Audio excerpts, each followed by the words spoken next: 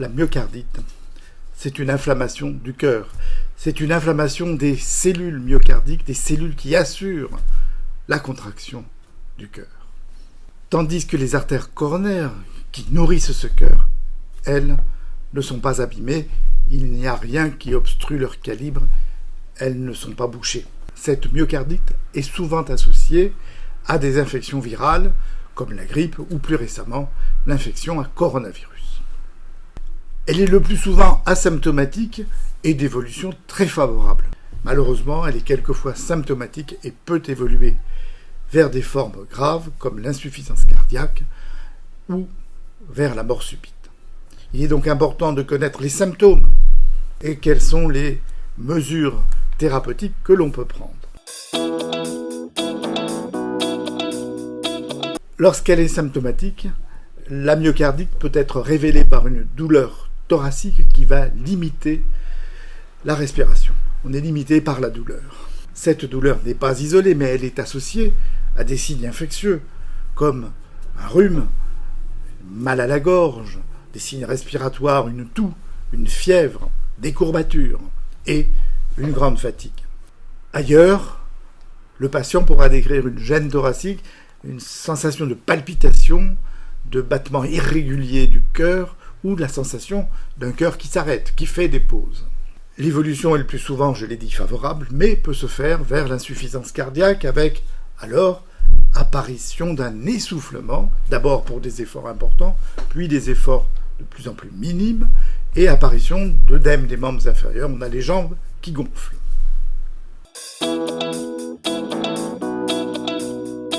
Les examens complémentaires devant ces signes sont indispensables et il faut, quand on a ces signes, aller consulter son médecin.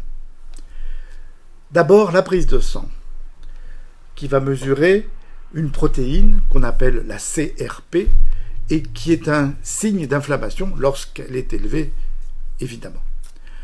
Une deuxième protéine peut être dosée, la troponine, qui, elle, lorsqu'elle est élevée, signe une atteinte du muscle cardiaque. Suivront des examens plus connus comme l'électrocardiogramme qui va pouvoir montrer des signes de souffrance du cœur, des signes électriques de souffrance du cœur. L'échographie cardiaque, et c'est formidable, l'échographie cardiaque, ça permet de mesurer la force de contraction du cœur et ça permet aussi de mesurer la fraction de sang qui est éjectée à chaque battement cardiaque. Et cette fraction de sang qui est éjectée peut diminuer, d'où l'insuffisance cardiaque. Enfin, quelquefois, on n'est pas sûr que les symptômes observés soient strictement dus à la myocardite, et on peut avoir un doute quant à l'intégrité, quant à la bonne qualité des artères nourricières du cœur, quant à l'intégrité des artères coronaires. On pourra leur demander des IRM cardiaques, des coronarographies ou plus récemment un coroscanner. Des médicaments d'abord anti-inflammatoires, comme l'aspirine, ou d'action plus forte comme les corticoïdes. À noter que la colchicine, qui est dérivée des plantes, la colchique, et qui est utilisée dans la goutte, a montré ici une certaine efficacité. Enfin, en cas de besoin, on pourra utiliser des médicaments antiarythmiques ou des médicaments contre l'insuffisance cardiaque. On n'oubliera pas des règles d'hygiène simples, comme éviter des efforts importants, rester plutôt au repos, ne pas fumer et s'abstenir de boire de l'alcool. Mais pourquoi et comment ces virus attaquent le cœur ? Pour le coronavirus, il y a deux façons.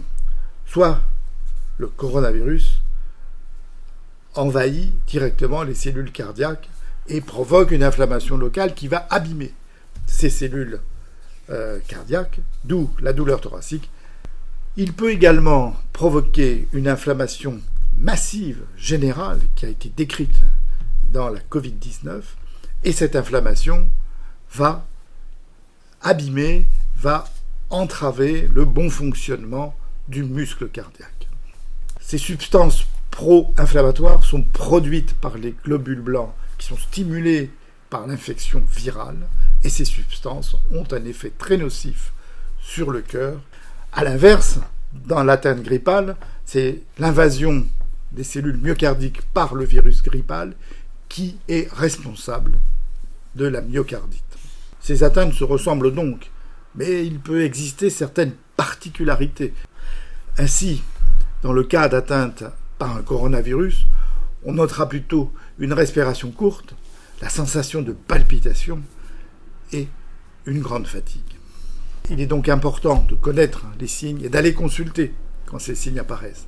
Et là, c'est une autre histoire.